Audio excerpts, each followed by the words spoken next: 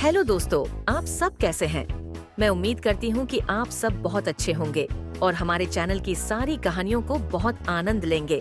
तो चलिए आज शुरू करते हैं एक नई अनोखी कहानी, इंद्रधनुषी लोक और स्वर्णपंख।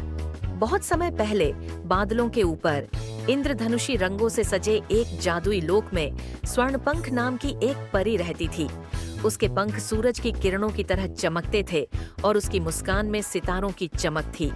स्वर्णपंख का दिल दया और करुणा से भरा था और वह हमेशा जरूरतमंदों की मदद करने के लिए तैयार रहती थी। स्वर्णपंख का जादुई लोक इंद्रलोक एक रहस्यमय स्थान था, जहां हर पेड़ पर रत्न फल लगते थे और नदियां शहद की तरह मीठे पानी से बहती थीं। इंद्रलोक के निवासी परियां और अन्य जादुई जीव सद्भाव और शांति में रहते थे, लेकिन स्वर्णपंख का दिल अक्सर पृथ्वी लोक के दुखी लोगों के लिए तड़पता था। पृथ्वी लोक में एक छोटा सा गांव था जिसका नाम आम्रवन था।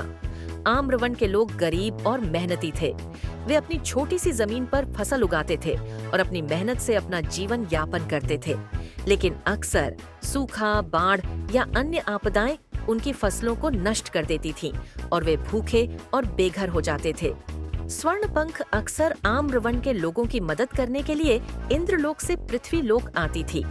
वह अपनी जादुई शक्तियों का उपयोग करके उनकी फसलों को बचाती थी, उनकी बीमारियों को ठीक करती थी और उन्हें भोजन और आश्रय प्रदान करती थी।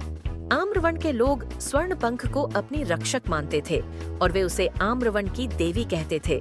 राजकुमार विक्रम और रहस्यमय बंदर आम्रवन में एक लड़का रहता था जिसका नाम विक्रम था। विक्रम एक बहादुर और दयालु लड़का था और वह हमेशा अपने गांव के लोगों की मदद करने के लिए तैयार रहता था। विक्रम को पता नहीं था कि वह एक राजकुमार था जिसका परिवार एक भयानक युद्ध में खो गया था। एक दिन जब विक्रम जंगल में लकड़ी काट रहा था, उसने एक घायल बंदर को देखा। बंदर दर्द से कराह रहा था और उसकी एक टांग टूटी हुई थी। विक्रम को बंदर पर दया आ गई और उसने उसे अपने घर ले जाकर उसकी देखभाल की। बंदर जल्दी ही ठीक हो गया और वह विक्रम का सबसे अच्छा दोस्त बन गया।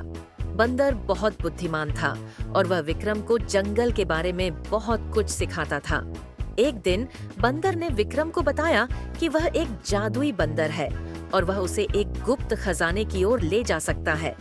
विक्रम को विश्वास नहीं हुआ, लेकिन वह बंदर के साथ जंगल में गया। बंदर उसे एक गुफा में ले गया जहां एक पुराना नक्शा छिपा हुआ था। नक्शे में एक गुप्त मार्ग दिखाया गया था जो एक रहस्यमय खजाने की ओर ले जाता था। रहस्यमय चिड़िया और आम का पेड़ विक्रम और बंदर ने नक्शे का पालन किया और वे एक गहरे जंगल में पहुंचे। वहां उन्होंने एक रहस्यमय चिड़िया को देखा जिसके पंख सोने के थे। चिड़िया ने उन्हें बताया कि वह एक जादुई चिड़िया है और वह उन्हें खजाने तक ले जा सकती है। चिड़िया उन्हें एक ऊंचे पहाड़ पर ले गई जहां एक विशाल आम का पेड़ था।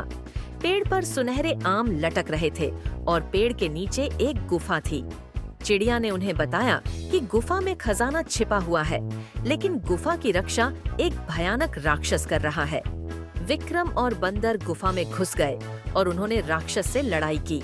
विक्रम ने अपनी बहादुरी और बुद्धि से राक्षस को हरा दिया और उन्होंने खजाना ढूंढ लिया। खजाने में सोने के सिक्के, रत्न और जादुई वस्तुएं थीं। स्वर्णपंख की परीक्षा और आम्रवन का उद्धार, विक्रम और बंदर खजाने को लेकर आम्रवन लौट आए। उन्होंने खजाने का उपयोग करके गांव के लोगों की मदद की और उन्होंने गांव को एक समृद्ध और खुशहाल स्थान बना दिया।